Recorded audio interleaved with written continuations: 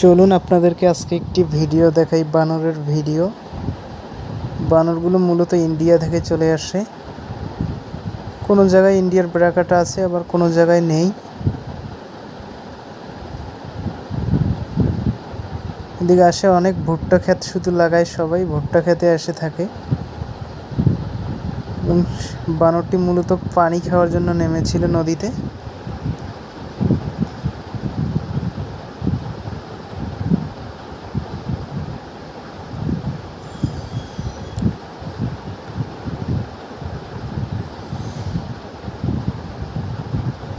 বানরটি কিন্তু অনেক বেশি সাহসী আছে, মানুষ দেখে ভয় পায় না বানরটি।